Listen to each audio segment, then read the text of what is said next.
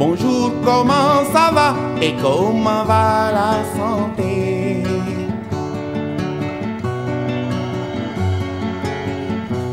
Iwai wergi yaram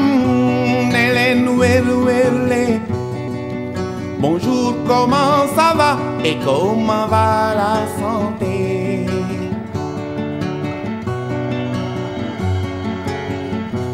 Iwai wergi yaram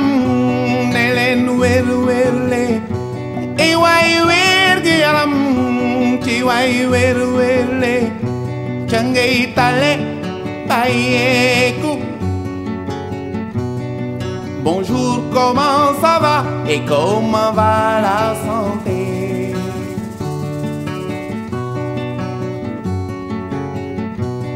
Suma tante ji nekk kaw ga tante ji nekk kaw ga tétanos daanel ko daa gaañu woon nak ileer jël suuf taf ca góom ga.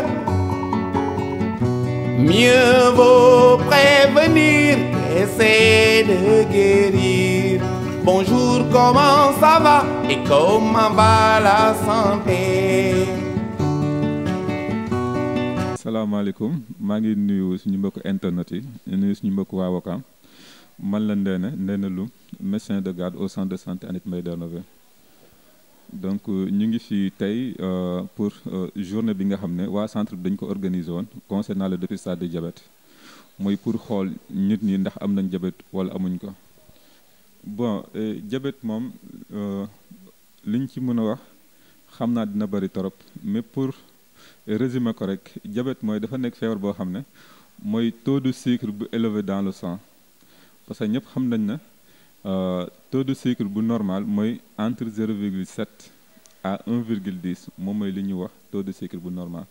Donc bu demee ba dépassé norme yooyu noonu am na ñoo xam ne mën nañ hyperglycémie c'est-à-dire que seen suukar yéeg na mais eggaguñ ci stade diabète. Am na ñoo xam ne aussi dañu dem ba dépassé ko am na chiffre yoo xam ne boo fa eggee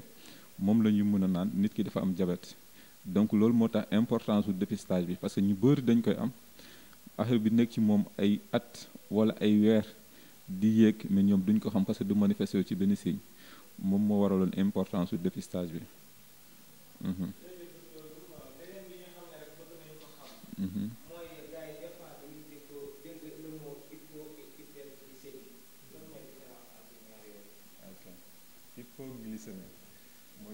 Hypoglycémie mooy suukar boo xam ne dafa wàcc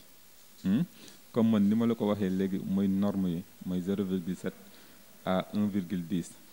te tey boo xoolee ki nga xam dafa am hypo mooy ki nga xam ne sucre bi dafa dem ba wàcc 0,7 bi bu inférieur à 0,7 mun na am 0,7 0,6 à 0,5 yooyu noonu foofu noonu la ñuy wax ne nit ki mu ngi en hypoglycémie. Donc hyper bi mooy bu demee ba supérieur à 1,10 foofu noonu la ñuy wax commencé di wax hyperglycémie mais c'est en fonction aussi ndax nit ki bi nga ko jëlal dafa lekk ndax nit ki bi nga ko jëlal dafa nekk à jeun. Ok.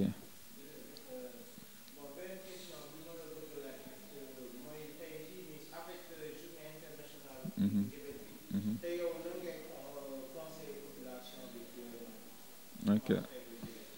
waaw li may conseil population rek mooy comme journée bi ni ñu ko organiser nii ñoom ñëpp ñu ñëw en masse ñu defal leen dépistage bi parce que diabète comme ni ma la ko waxee léegi nekk na feebar boo xam ne mën na nekk ci yow ay at doo ko xam balaa nga koy xam mu indil ay complications moom moo waraloon importance yu def dépistage bi. Donc ñu ngi leen di ñaan képp koo xam ne jot nga ci information bi nga ñëw wala tey sax bu la rëccee aussi mën nga ñëw ci centre bi ñu defal la dépistage parce que analyse bi seerul. Donc nga def ko nga mën a xam sa wér-gu-yaram nga xam sa diabète aussi nga xam ndax am nga diabète wala amoo ko loolu c'est très important ñu koy def fii nii. Asalaamaaleykum mbokk internet yi maa ngi nuyu ku nekk turam ak santam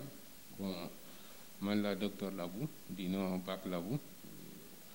médecin vacataire centre de santé Aneth Mbaye Darnové ville bi bon.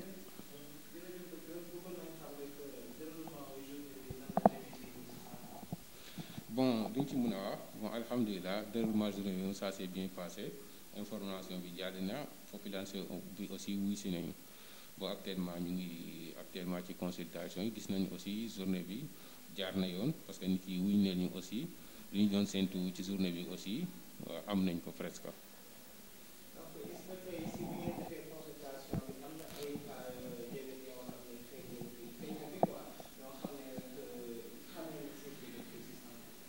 effectivement bu ñu ko defee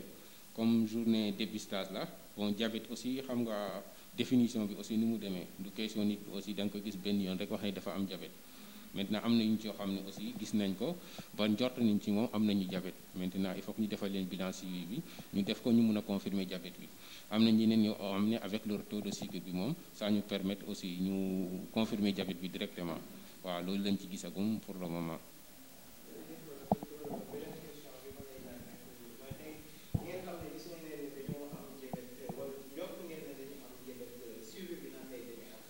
waaw suivi bi nu mu demee rek parce que diabète bi aussi comme sama collègue ni mu ko waxee sànq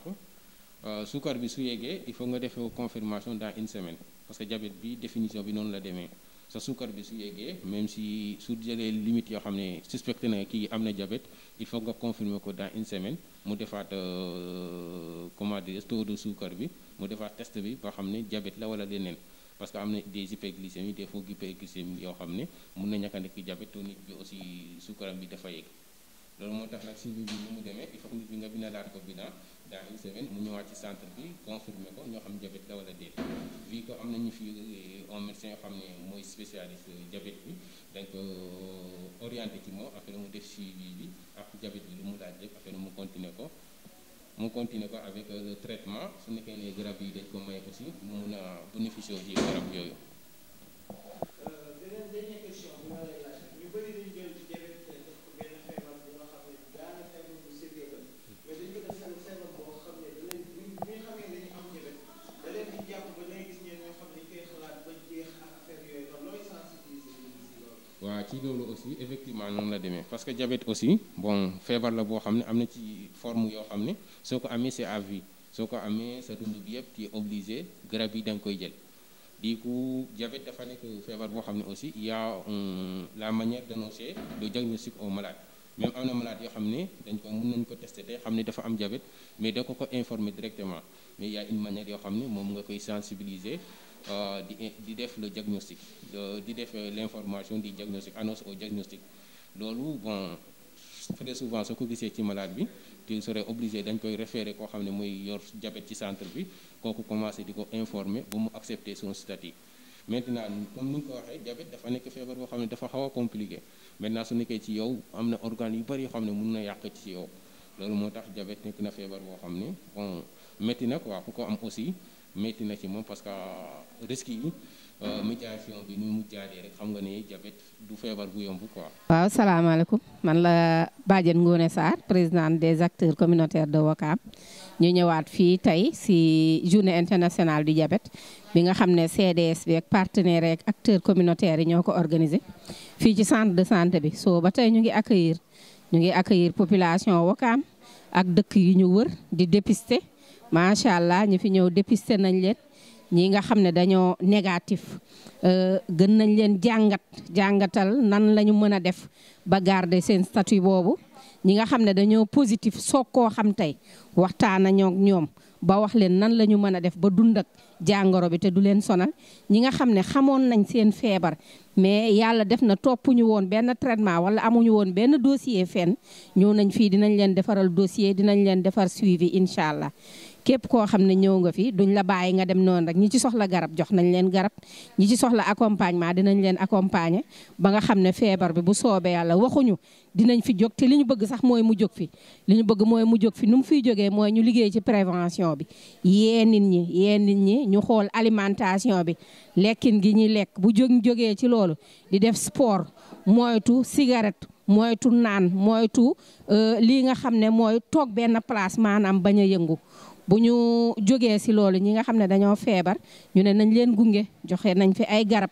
am nañ aussi ubbi nañ fi aussi ay dossier pour suivi bi bëggatuñu kenn feebar rek toog këram naan garab yañ ma bindaloon daaw ak daaw jéeg moom laay naan bëgg nañ ku ne bu feebaree xam fan lay jaar di ñëw ci centre de santé médecin bi di ko suivre ba nga xam ne feebar bi du ko nasaxal du ko sonal donc ñuy remercier population Ouakam yëpp di remercier CDS bi di remercier prestataires yi nga xam ne ñoom ñoo fi liggéey ak relais yeeg bàjjen gox yi dugg ci dëkk bi sensibiliser nit ñi ba ñenn ñi xam nan la ñu mën a def ba duñu am feebar bi mais ñenn ñi aussi ñëw xool seen statut di gërëm ñëpp di sant ñëpp jërë ngeen jëf.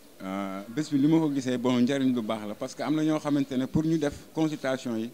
day jafe ci ñoom mais du moment am ngeen opportunité boo xamante ne may ngeen ñu ko ñun ñëw di def suñuy test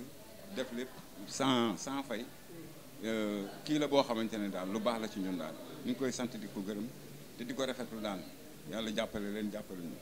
incha allah. gis nañ ne jabet bi bëri na si àdduna bi ñu ngi laal ñi nga xam ne mag yi lañu tamit aussi tey yéen matuwaay ngeen war a wax ñi nga xam ne amaguñ ko ñu jël ko pour ñu teel a jël seeni précaution parce que fagaru moo gën faju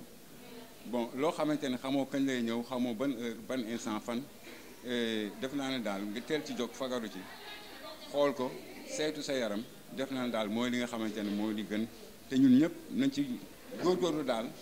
ñëw jàpp ci incha allah. wax dëgg yàlla lu baax rek laa ci gis lu rafet laa ci gis lu baax laa ci gis yërmande laa ci gis yal na yàlla yàggal leen ci lii jamono dafa métti xaalis amul nit ñi dañu sonna feebar amuñu fu ñu fajoo wax dëgg yàlla ñu ngi leen di sant ñu ngi leen di gërëm yal na yàlla yàggal leen ci fii doole leen barke Seydina Muhammad yaa rabbi yaa salaam waaw waaw ñu moytu rek loo xam ne rek lii boo ko laalee mu sonal la te ngay moytu te ngay faju di dem di toppatoo sa yaram waaw loolu rek moo ci nekk yal na yàlla defal leen jàmm barke laa ilaha illallah. waaw man Daba Seye laa tudd waaw waaw waaw waaw ah xanaa di maytu li muy bañ ñu bañ koo lekk waaw parce que su dara amee soo ko lekkee mu dal la soo ko lekkul nag doo ko amee waaw kon nag affaire yi lii bii ñuy wax naa nañu takk masque yi tamit nañ si jéem a góorgóorlu farlu si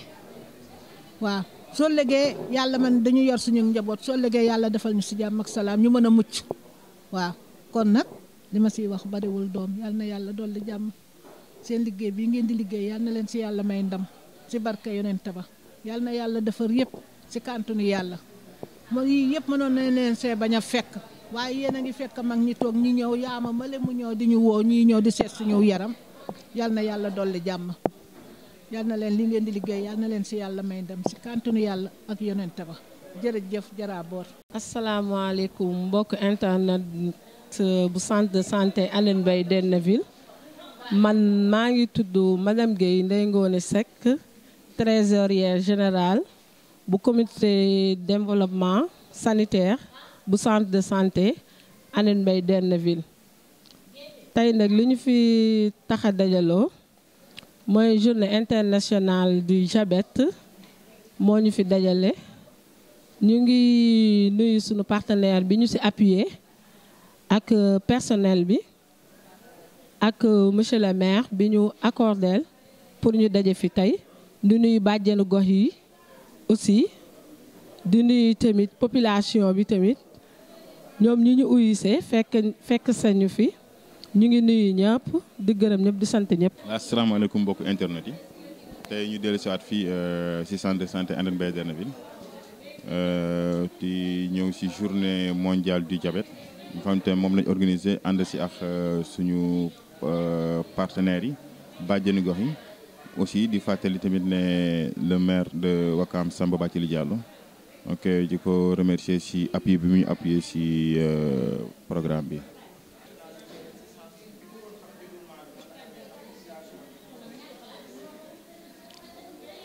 waaw alhamdulilah parce que wax dëgg yàlla nit ñi uyse nañ ak jàmm uyse nañ parce que boo xoolee sax dañu xawoon tënku si yenn programme yi démb la ñuy door a lancer communication waaye macha allah nit ñi ñu uyse moom ñu ngi si kontaan bu baax a baax a baax di leen si remercier aussi di leen féliciter aussi ndax xam ne loolu moom mooy li nga xam te ne moom moo leen war parce que si liñ leen di oo c'est pour juste seen wér-gu-yaram mais ñoom ñu uyse ñu ni ñu ngi ci sant bu baax di wax ne wax dëgg yàlla am nañ satisfaction te pareeguñu.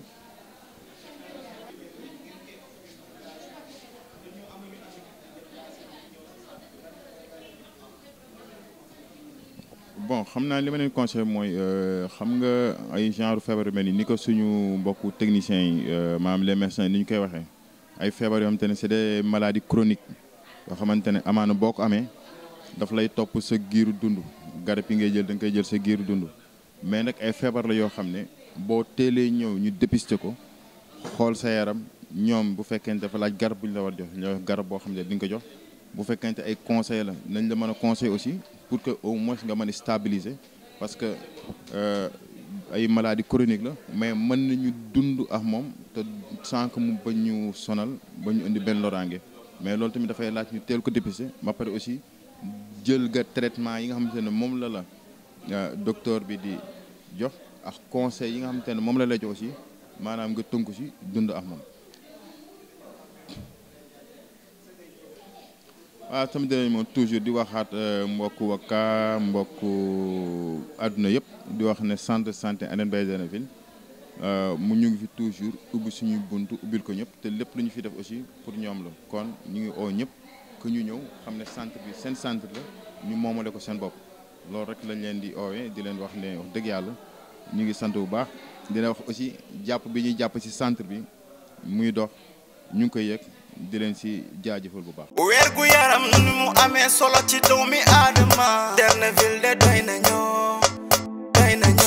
centre de santé référence centre de santé référence centre de santé référence Hann Mbaye Derneville dalal suñu xel centre de santé référence Hann Mbaye Derneville dalal suñu xel paludisme tension diabète